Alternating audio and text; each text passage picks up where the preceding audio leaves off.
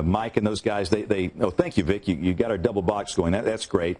But again, this was the tornadoes was coming through, producing extensive damage. And, you know, we saw that on that sky cam on top of the Tuscaloosa County Courthouse, and it breaks your heart because you know that, you know, it's a deal where somebody's going to lose their life down there. And you've done all you can do, and just sometimes it happens.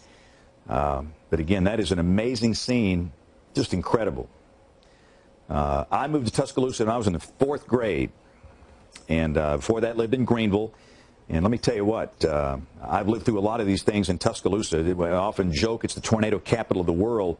But again, seeing something like that, you never, ever get used to it. I was talking, you know, with Dr. Bentley, our governor, about that. We're both from Tuscaloosa, and we've been through so many of these things, but it doesn't make it any easier.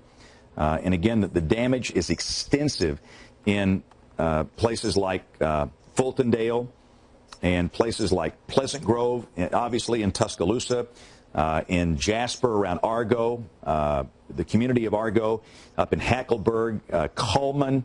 It will take a long time to tell all of these stories. It is so sad, and I've said this many times, you don't know the scope of a tornado tragedy until the funerals begin the following week. That's when it hits home. And unfortunately, there will be at least 53 of those next week because of the loss of life. The death toll is currently 53. Look at the debris on that thing. That is just amazing.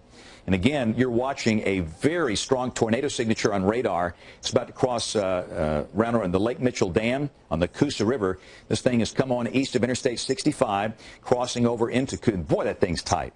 It's amazing how, Jason, the structure, I thought it was going away.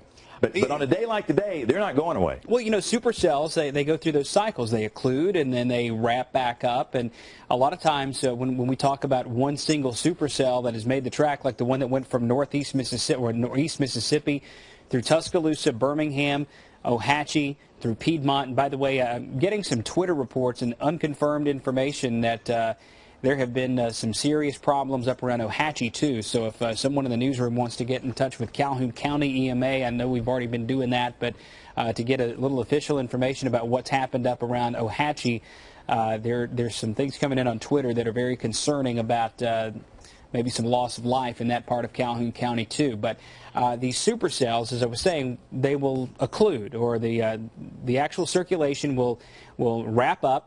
And the cool air and the warm air just they can't interact anymore. So the tornado will dissipate, or the circulation will dissipate, and then right south of that point, another circulation will develop. So often you get a family of tornadoes, or a supercell that has multiple updrafts, and one just replaces the other. So you have a system of thunderstorms as opposed to one single thunderstorm that lasts a while. So this thing that's just east of Cooper now, worse and worse. EF4 tornado, possibly, maybe an EF5, depending. You know, the damage in Tuscaloosa was just unreal. But what we see in Chilton County, we don't have any reports of damage. I don't take that as a positive sign yet, because it took us a long time to get damage reports in from Cullman County, and it took us, 9 hours to get reports from Marion County because of the fact that we had such a damaged infrastructure from morning storms.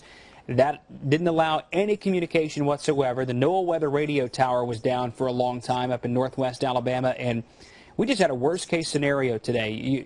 When you had that line of storms come through this morning, it just provided an absolute worst-case scenario for us.